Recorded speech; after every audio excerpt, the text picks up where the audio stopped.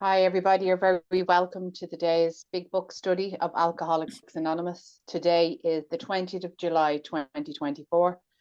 My name is Audrey-Ann and I'm a recovered compulsive overeater from County Meath in Ireland, and I'll be your host for today's study.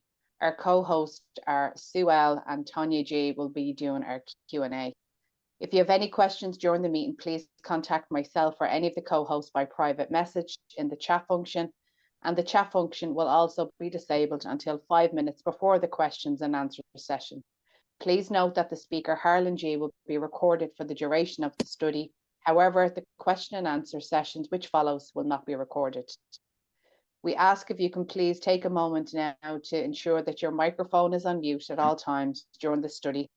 And also please turn off your video if you're exercising, eating, or if you need to step away from your screen for any reason. During the meeting, we will post the link of the 7th edition, and the money goes towards the cost of Zoom, uploading our recordings, and we also send contributions to Intergroup Arizona in the Desert, Intergroup, and the World Service Organization. We will post a link to the previous week's recordings also in the chat function, and I will now turn you over to Harlan G. Thanks, Harlan. Thank you very, very much, Audrey. I appreciate that.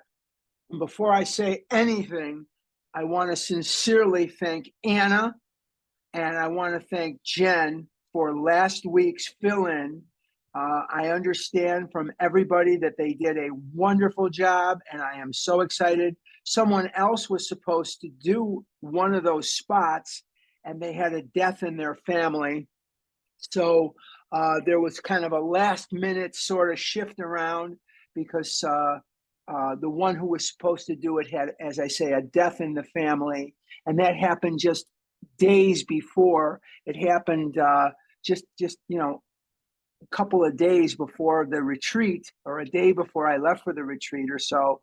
So I really appreciate you guys filling in last second like that. That was amazing. And I want to thank both Jen and Anna for their tremendous help last week. We have been talking about step 2. We have been talking about the chapter, We Agnostics. And I know that I repeat things a lot, but that's how I learn. And we want to look at is the title of the chapter, We Agnostics. Notice it doesn't say you agnostics. It doesn't say those agnostics. It says we agnostic, because no matter where you are, there are usually going to be areas of life where you remain agnostic. Now, what do I mean by that? An agnostic, let's define that first. An agnostic is someone, ag means without, gnostic means knowledge. An atheist believes that there is no religious deity in the sky with a long gray beard and a staff. A believer believes that in a religious deity, a religious God. None of those things would prevent you from recovering. Agnostic won't prevent you from recovering. Atheist won't prevent you from recovering. And believer won't prevent you from recovering. All that you need is a willingness to believe, or a belief that there is a power greater than yourself. And it also says in this title, We Agnostics, I have agnosticism maybe in the area of romance, maybe in the area of finance. Maybe my food is turned over very successfully. Maybe my food is not the challenge of my life today, but maybe I'm having romantic issues. Maybe I'm having financial issues. Maybe I'm having issues where I'm looking for guidance from myself rather than God. Those are areas of agnosticism, because an agnostic is not quite sure whether there is a God or not. And so what I need to do is, and we're going to get, when we do start, we're going to start on page 52, when we saw others solve their problems. That's what we're going to focus on, page 52. But when I say that I'm agnostic, when I say that, what that means is I'm just not quite sure whether or not there is a God, whether or not there is a power greater than myself that is going to help me in a certain area. And even though I've had 45 years in these rooms, and I've had 25 years of abstinence and a remarkable weight loss, I still sometimes want to handle things on my own. I want to try to figure things out. I want to try to be the power greater than the problem. My broken brain cannot fix my broken brain.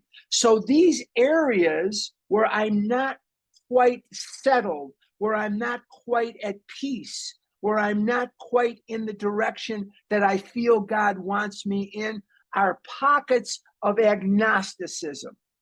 Okay? We agnostics. Now, there is something, because I know it's been 2 weeks since we talked, but there is something here in this chapter that I want to keep pointing out to you, and that is the thesis line in the book. It's on page 45 of the book. It says, well, that's what this book is, exactly what this book is about. Here's the thesis line of the book. Its main object is to enable you to find a power greater than yourself, which will solve your problem. Now, I have been attending Overeaters Anonymous meetings for almost half a century. It's 45 years since I came in here. And you know, I heard a lie at almost every meeting I go to. A lie. Could you imagine someone coming into an OA meeting and lying? But yet I hear it all the time. You have too. And maybe you're one of the liars. Here's the lie. Abstinence is the most important thing in my life without exception. What? No, the book doesn't say that. The book says that the book's main object is to enable you to find a power greater than yourself, which will solve your problem. Now, stay with me here. If the main object of the book is to enable me to find a power greater than myself, which will solve my problem, bet your bottom dollar that that better be the main object of my life. Because you see, abstinence does not treat the illness. So you liars out there, and I was one of them, you liars out there, just remember this. Abstinence is not the goal. It is a goal. When you go on the highway, do you think to yourself, when I get to the entrance ramp, I'm where I need to be? Gosh, I hope not. But let's think of abstinence as the entrance ramp to the highway. The entrance ramp to the highway is a necessity, something which cannot be disposed of. We cannot take a crane and place your car from a street onto the highway. You have to go on the entrance ramp to get on the highway. So the highway is going to get me to my destination. For me, and I'll tell you a secret for you too, the highway that's going to get you to your destination is going to be the relationship that you develop through prayer, through meditation. And I'm so sorry that most of you missed our meeting last night on Scottsdale. We had a wonderful meeting on Scottsdale yesterday. We talked about prayer, meditation, all these various things that help a person develop, cultivate, and enhance their relationship with their higher power. So it is through the relationship I have with my higher power that is going to give me the life that I so desire. Abstinence does not treat the disease. Do you remember in chapter 3 Now, many of you who are on Vision will remember that this is exactly where we are in the book, in Vision. And then, so we have a man of 30 who was doing a great deal of spree drinking, and he decided he was not going to touch another drop until he was successful in business. And he stayed bone dry for 25 years. 25 years. Could you imagine? I'm abstinent 25 years. There's no way I could have had 25 years worth of abstinence just on willpower alone. I couldn't do that. But he apparently did that with liquor. Okay, he was a dry drunk. Dry drunks are miserable. You don't want to be around them. You really don't if you can avoid it. They're just miserable.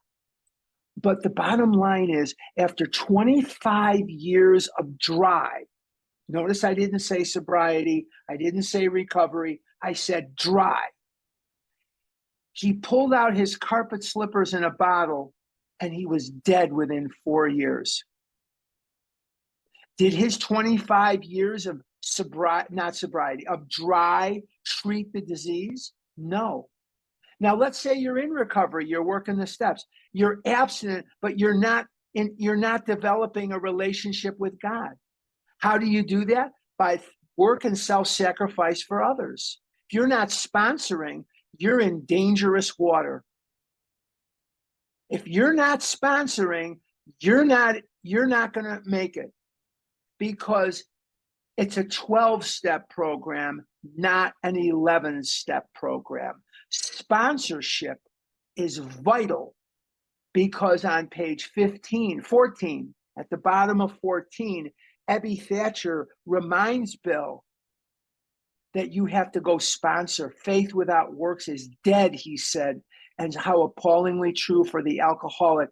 For if an alcoholic failed to perfect and enlarge his spiritual life through work and self-sacrifice for others, he could not survive the certain trials and low spots ahead. He will drink again, and with us to drink is to die. So this relationship with God is the most important thing in my life without exception. Do you have to be a believer? No. Do you have to have a religious life? No. Those aren't bad things, but it's not required. All that's required is a willingness to believe, or a belief that there is a power greater than myself. And then I have to go out and sponsor and work and perform self-sacrifice for others to enhance that relationship. And through sponsorship and through working this program and being of service, I enhance, enrich, and enlarge my spiritual life. Without doing that, I'm in trouble.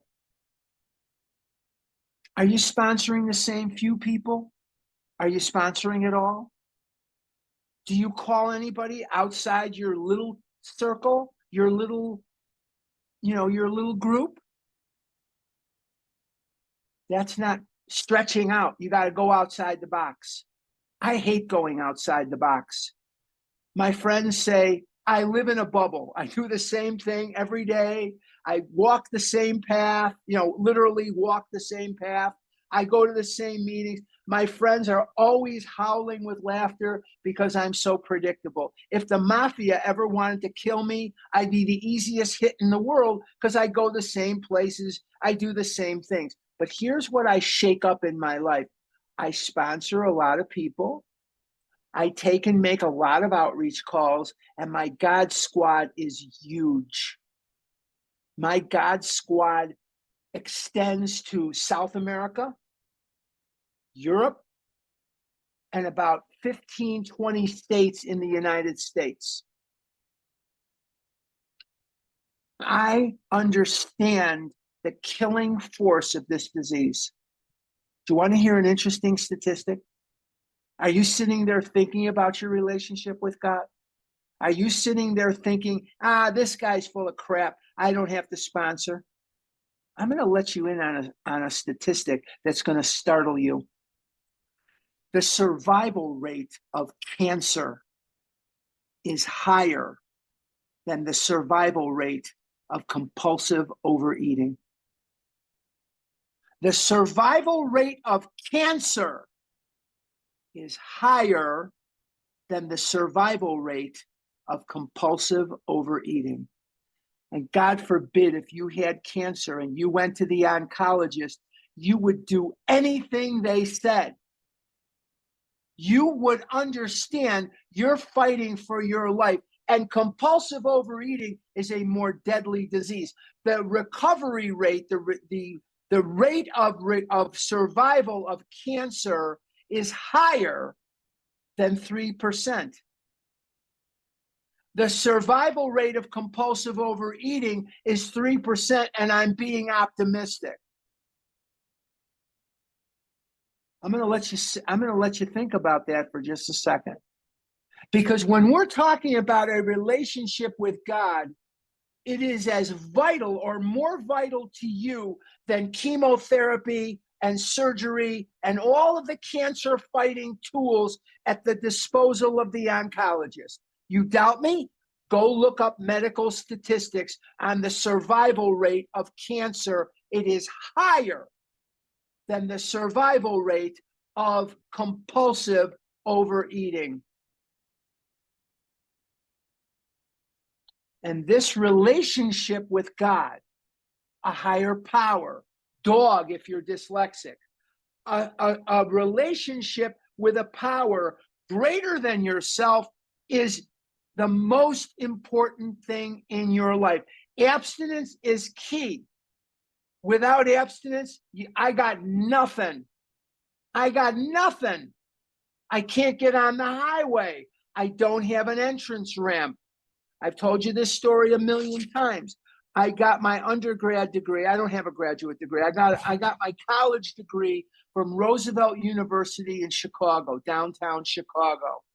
In order to get a degree from Roosevelt University, you must pass English 101, English 102. You need to pass certain courses to get your degree. And if you don't pass those courses, you cannot register for classes that will get you to a degree. You just can't do it. Is English 101 and English 102 the main focal point of my existence in college? No, it's not. But if I didn't pass, I couldn't get my degree. Agnosticism. Ag means without, Gnostic means knowledge. I must turn over to God all things. And that's not always easy for me because I have an ego, I think I can figure out my romance. I think I can figure out my finance. I think I can figure out whatever. And you know what? I can't.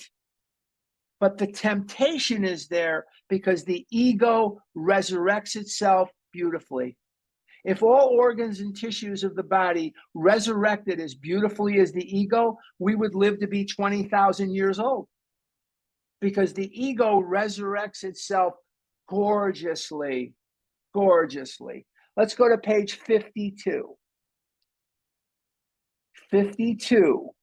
When we saw others solve their problems by a simple reliance upon the spirit of the universe, we had to stop doubting the power of God. Our ideas did not work, but the God idea did. I came into this program in 1979, February 2nd. Miserable winter day. I wouldn't wish it on anybody. Ice, snow up to your butt, freezing cold February night. And I certainly wasn't going to believe in God because if there was a God, he certainly had screwed me over. I wanted to be good looking and I wasn't. I wanted to be thin and I was morbidly obese. I wanted to be many things that I was not, and I wanted not to be many things that I was.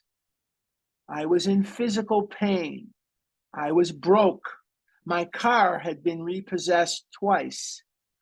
I was evicted from the apartment that I was raised in. My life was in a shambles. My mother died a couple years before that. My dad had died just months before that. I was alone, and in every sense of the word, overwhelmed by life. I was 24. I was broke. I had towels shoved between layers of flab rather than underwear.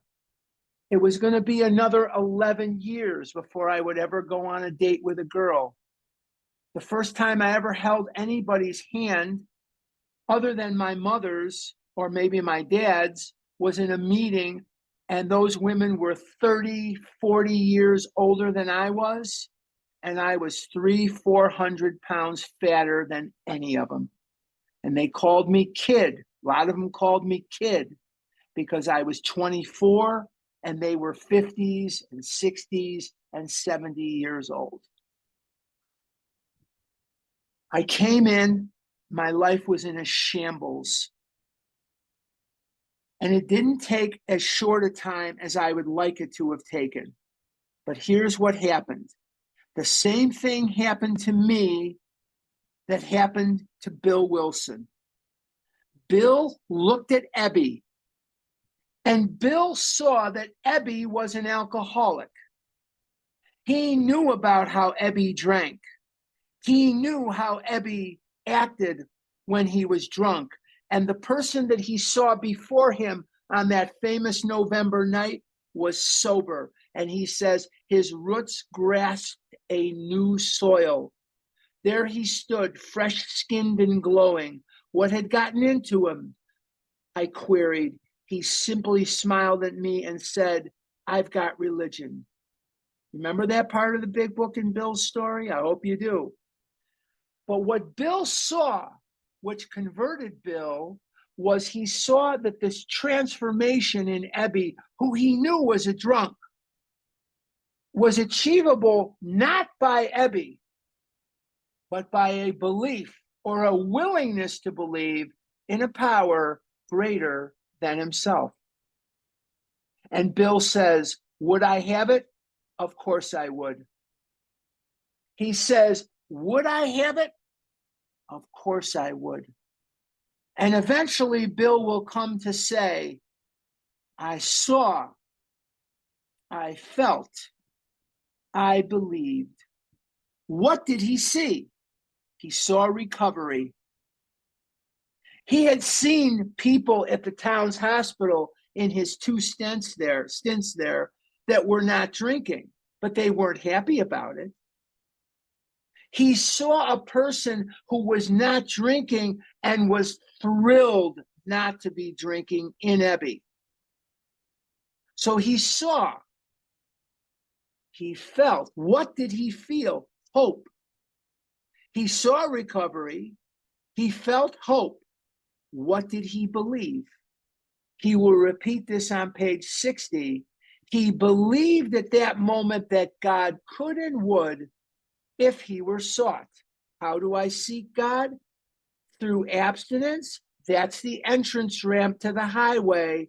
But you seek God by action after action after action to sponsor, to help the next person. When I'm looking for God and I can't find him, guess where he's always hanging out?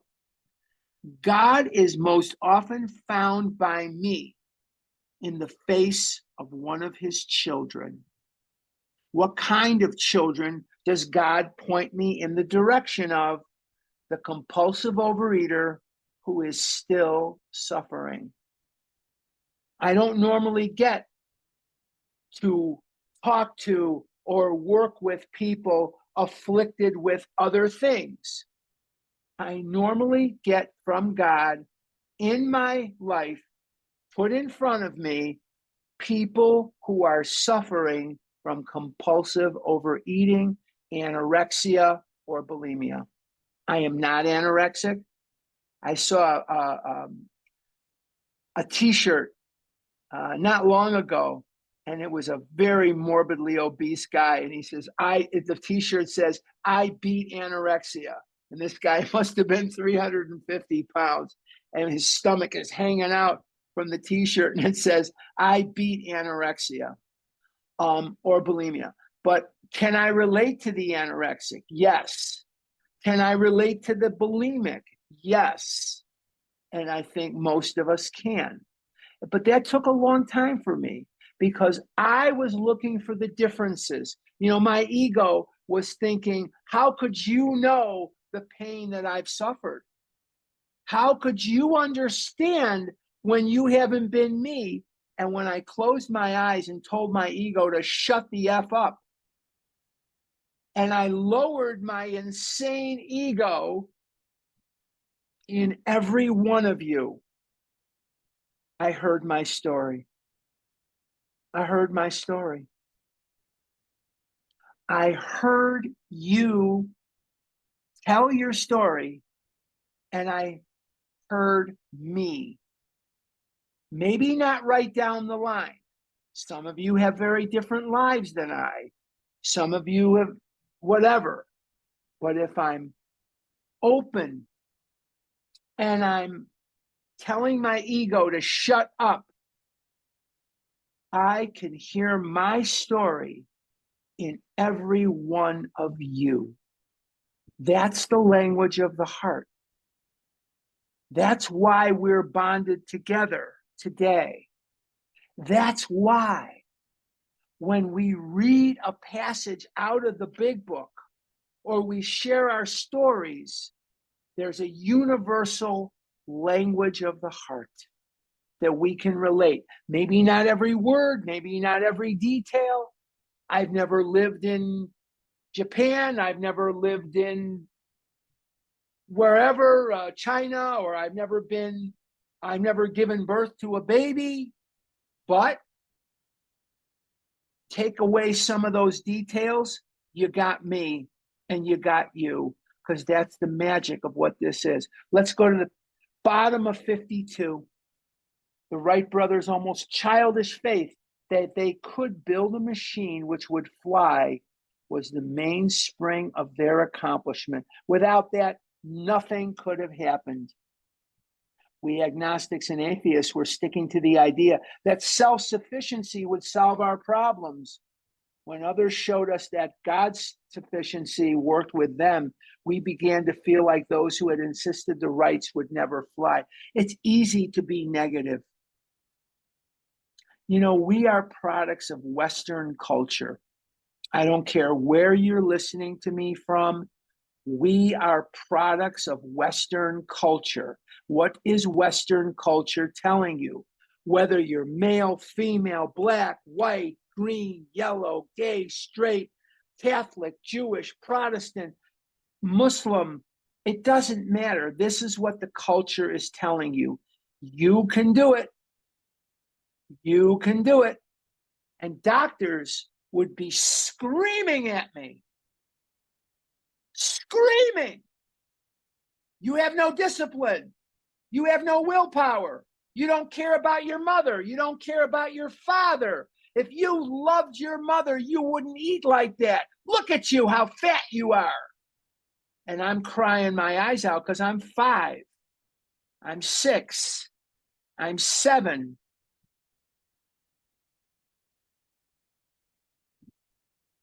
But we're told that it's you that has to solve the problem. And one of the things that we struggle with in OA and AA and NA and any other A you can think of is now we're going to push back on that lifetime of inculcation and tell you, you can't do it on your own. No, you can't. So I am pushing back on the little engine that could. Remember the little engine that could? I think I can. I think I can. And then he finally gets to the top of the hill and he's there and he's the little engine that could. Oh, what a glorious little engine that he was, right? And every little book that you read when you're, I have a daughter. I have a daughter. I used to read to my daughter, or I would hear my wife reading to her. 99% of the books that we read to my daughter were about self-sufficiency. You've got shoes, put your feet in them and go anywhere you want. You've got a hat, put your head in there and go anywhere you want. And here you are coming into this program, and I am here to tell you, if you don't rely on God, you're screwed. Your broken brain cannot fix your broken brain. Some of you have unbelievable resumes. You've accomplished things others could only fantasize about. Some of you have postgraduate degrees that are unbelievable. You've got letters after your name that are the envy of all those around you. And some of you are housewives. And some of you just graduated grammar school or high school. Some of us are brilliant and some of us are not brilliant. But it doesn't matter. Doesn't matter.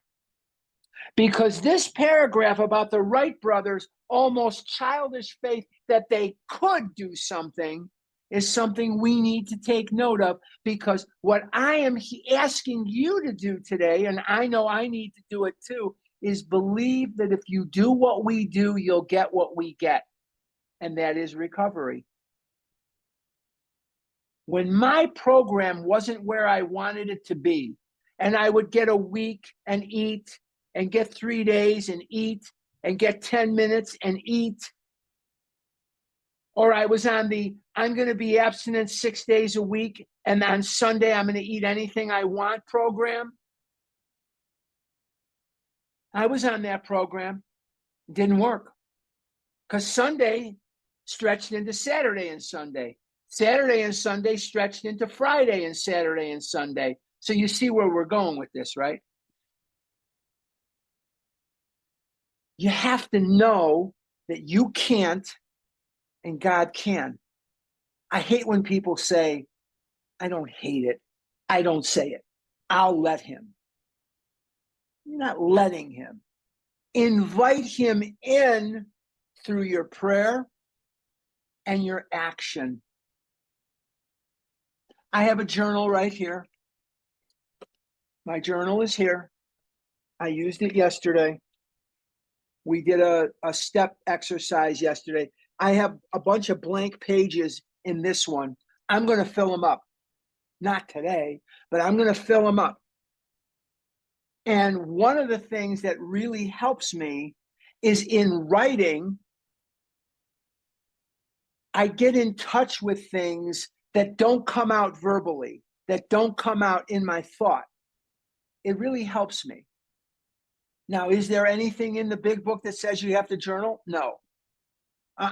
Nope. It's not part of the big book. It's never talked about in the big book at all. It's not. There's nothing in this book that says that. It's just something that works for me. I'm sharing it with you because maybe it'll work for you too.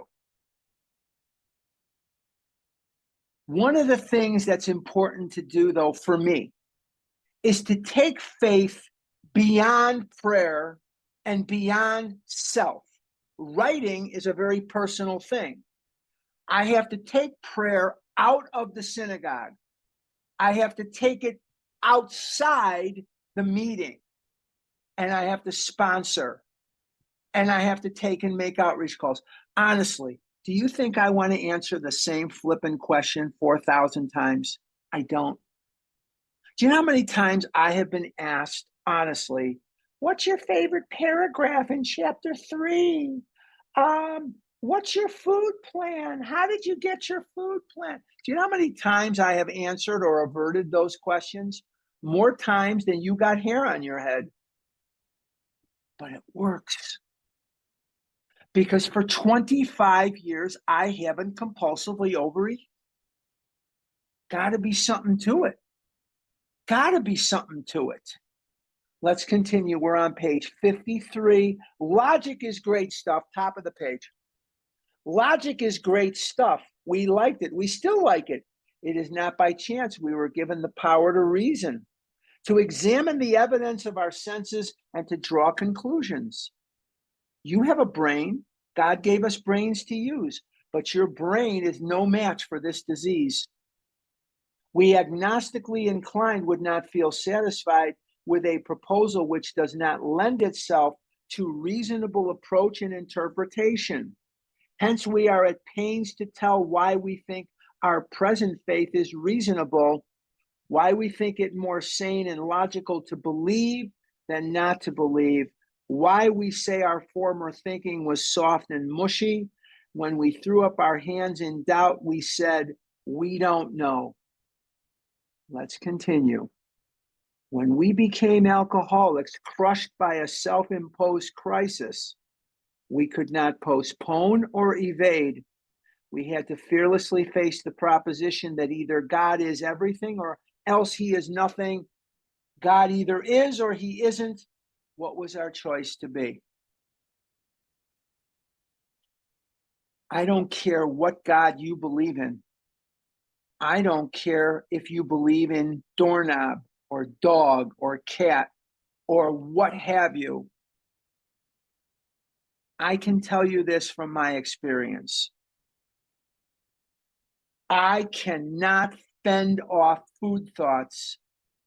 I cannot fend off resentment and fear. I cannot fend off jealousy. I cannot fend off insecurity on my own. I've tried. Lord knows I've tried. Lord knows I've tried. I can't do it. I live in Scottsdale, Arizona. In walking distance from my house, right down this street called Gold Dust Avenue, right where I live on Gold Dust Avenue. And right down my street are $6 and $10 million homes. I live in one of the wealthiest zip codes in the whole world. I have a very modest patio home. And if I allow myself to, I can walk down there and eat my heart out. And eventually, if I eat my heart out, I'm going to eat half of a grocery store and 10 McDonald's.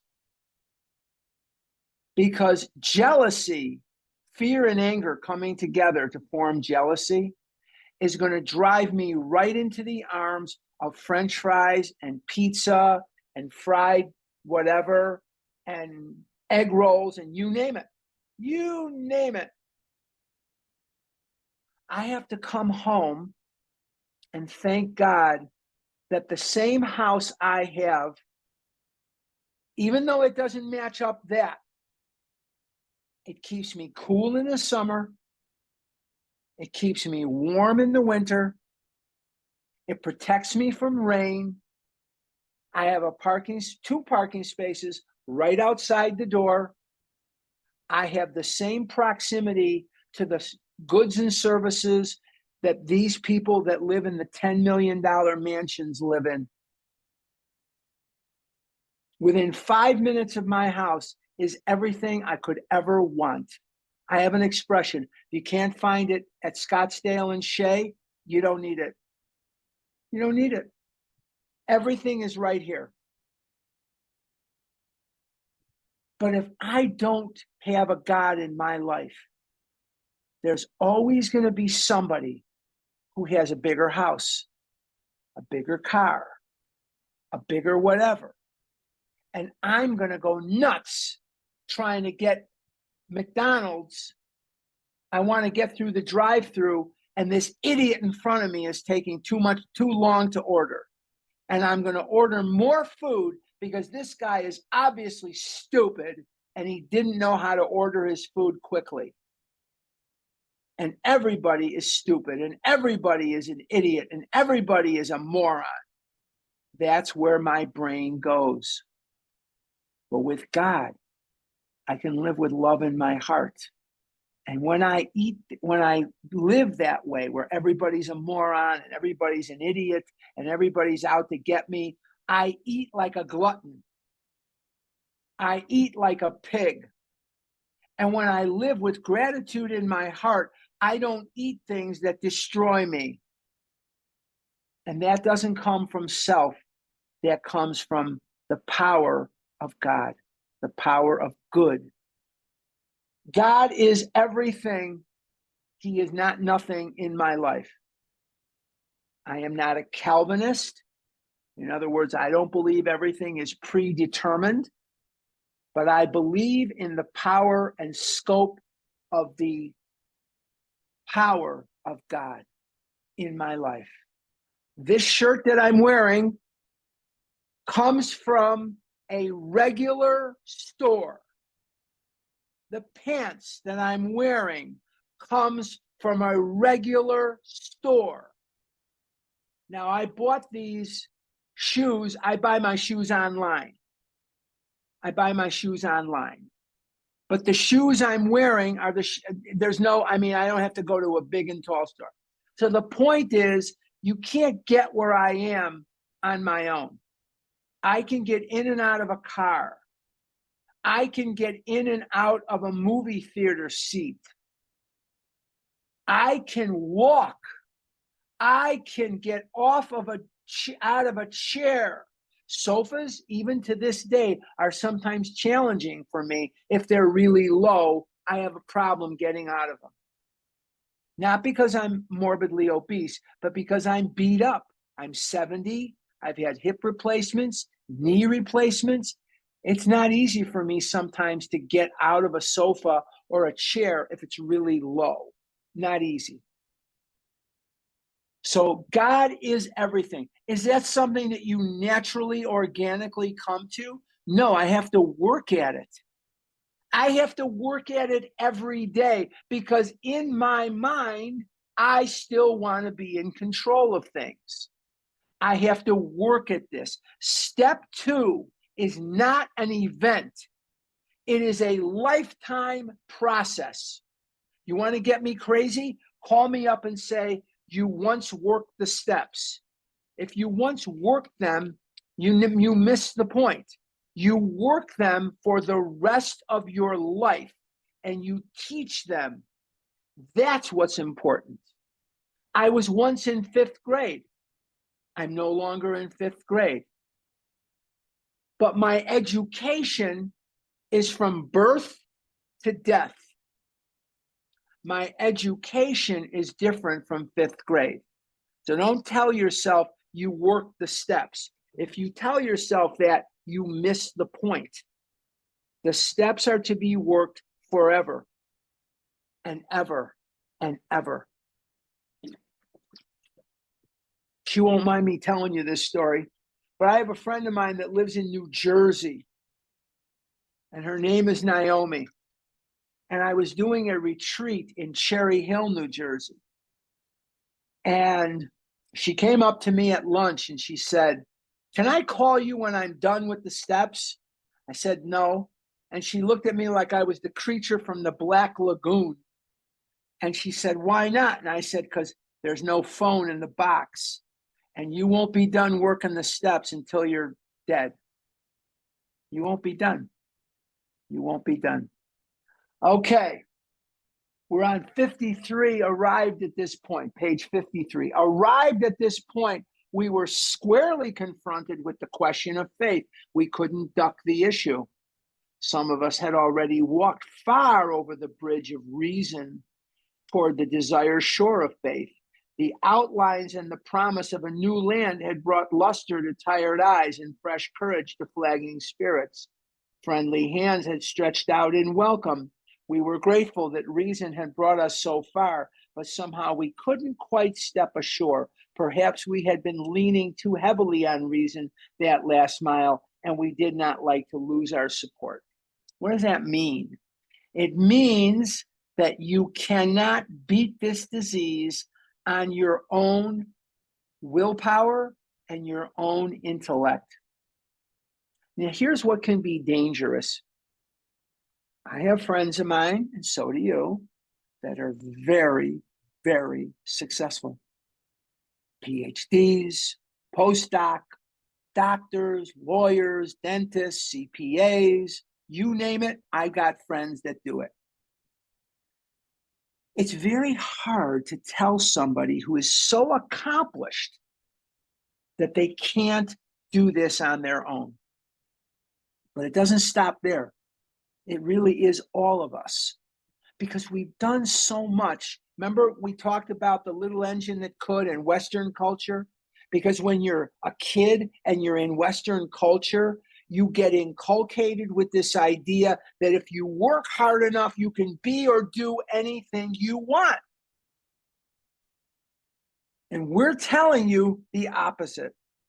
We're telling you you can't do this no matter how smart you are. That there is no way that your intellect, your talents are going to overcome this disease.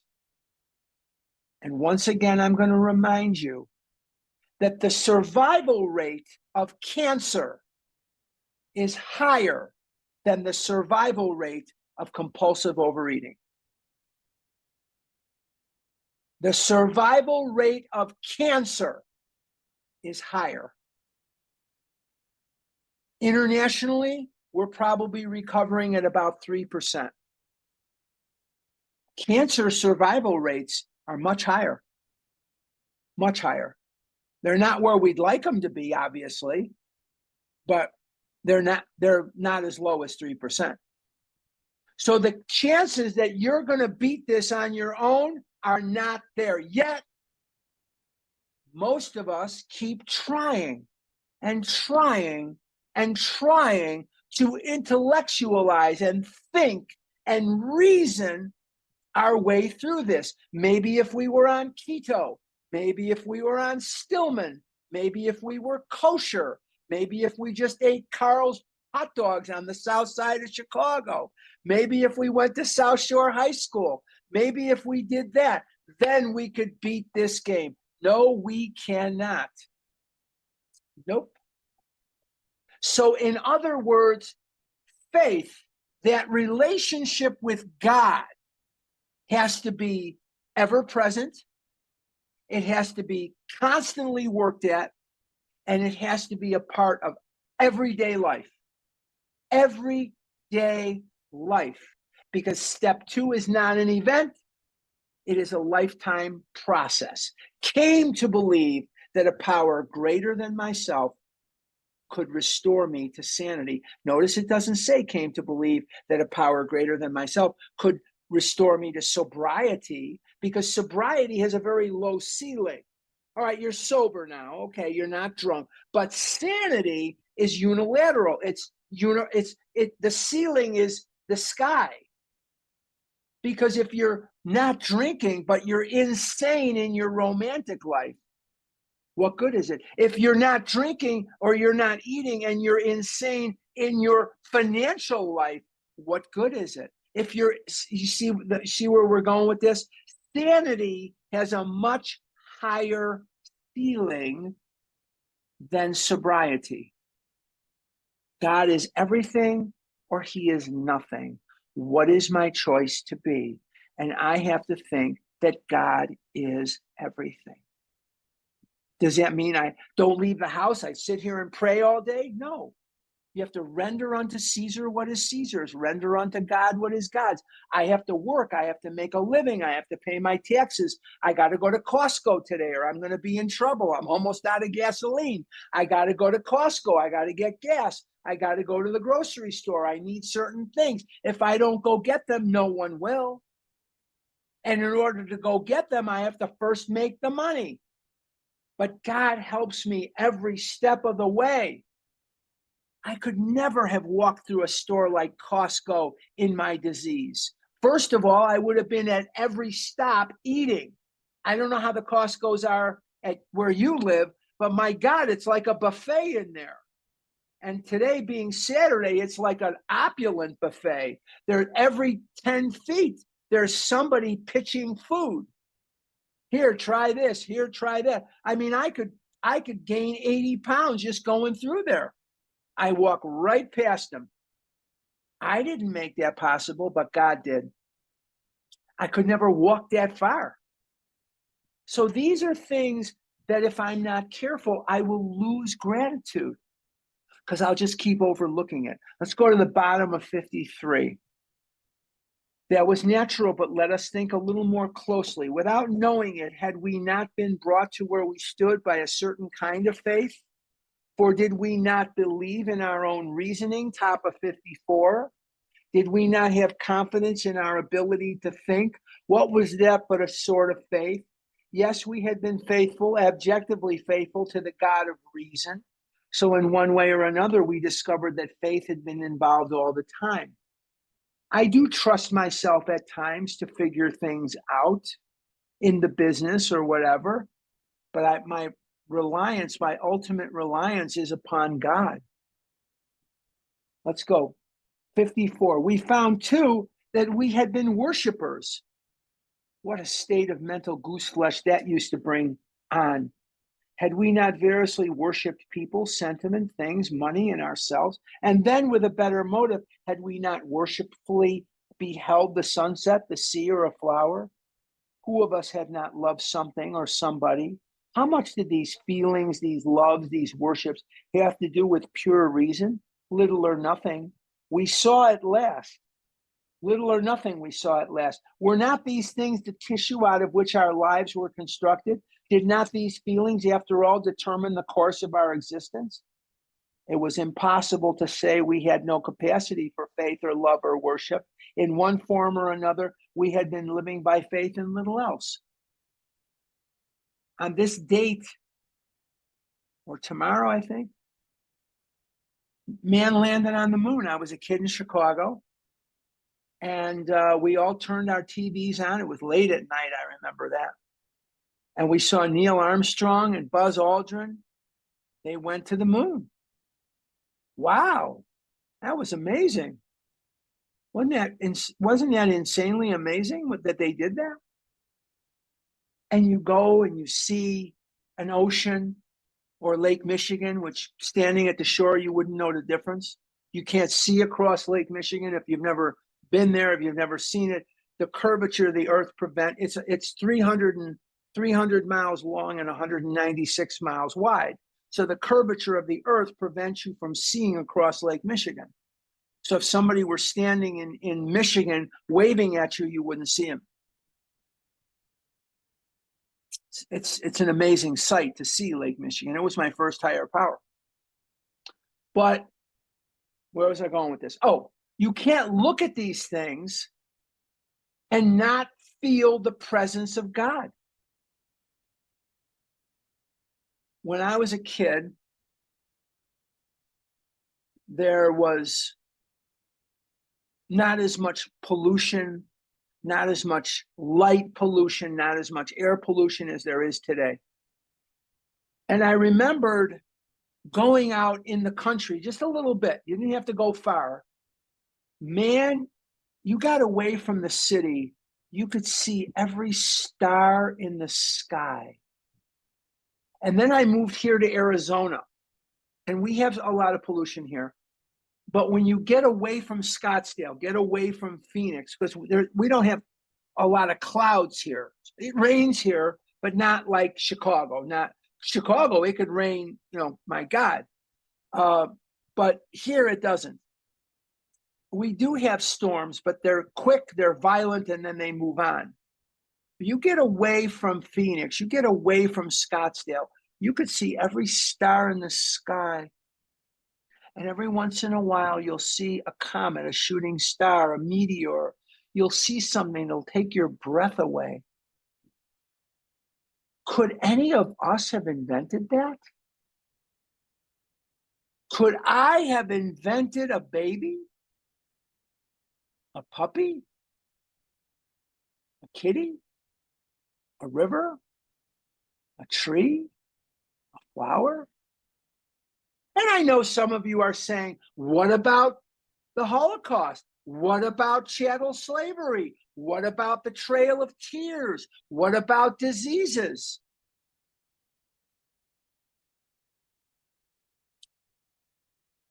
Except for the diseases and some natural horrible things, people did that. God didn't. God didn't make you do bad things. God put us here as people with choices. We could do good or we could do bad. He didn't put a bunch of robots here. He put people. And some people choose to do very bad things.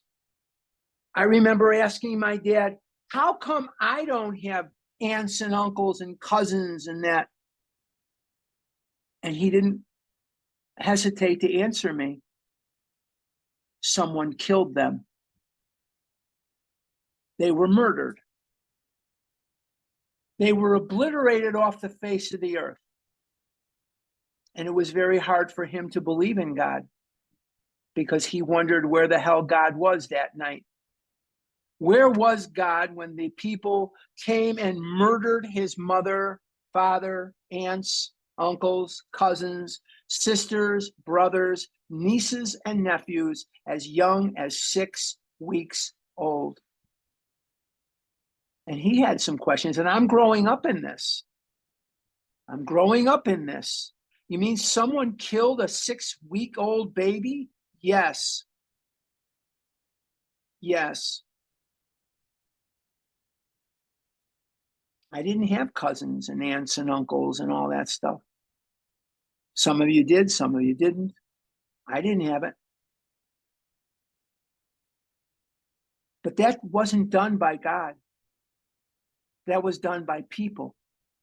People who chose to do evil, horrible things. The race riots in the 60s was not God. That was people that did horrible things. Horrible. The Trail of Tears was not God. It was people that did horrible things. And other things were nightmarish. And here's the kicker before we go. Without a belief in God, and it doesn't have to be a religious God, I'm just using the word God to illustrate a deity or power greater than myself. You don't have to believe in the Catholic God, the Muslim God, the Buddhist God, the Jewish God, the Protestant God. You don't have to believe in any of that. Just be willing to believe. You don't have to believe. Be willing to believe that there is a power greater than yourself. And as long as you're willing to believe that, you're okay, you're fine. Without that willingness to believe, and then acting on that through service, sponsorship, you can have the greatest life imaginable. I've got bubby arms. I know some of you are looking at my bubby arms. I've got thunder thighs. Thanks, Mom. I've got thunder thighs. I wish I was retired. I wish I was whatever. But I'm alive. I'm 70 years old. I just went to the cardiologist just like 2 weeks ago. And he looked at the weight and he looked at the blood pressure and he looked, I'm still in AFib because my AFib is chronic. And he looked at the medicines and we talked and he patted me on the shoulder. Now, doctors have screamed at the top of their lungs at me from the time I was 5 and 4 years old. And the doctor that put me on diet pills when I was 9 should have lost his license that day. That day. Anybody that puts a 9-year-old on amphetamines should not be practicing medicine. But he said to me, you're doing great. Just keep doing it. I still can't believe it. But it's true. Okay. Before we go to questions and answers, I just want to encapsulate today. Without a higher power or a willingness to believe in a higher power, and that has to translate into action, I'm not going to recover. Our lives are dependent upon this action. We, no matter where you are in your program or in life, can have the greatest life possible if you are only willing to believe and then willing to serve. You have to sponsor. And in order to dispel the lie you were told that abstinence is the most important thing in your life without exception, false. You have to see it for what it is. Abstinence is the entrance ramp to the highway. That's all it is. It is not the goal.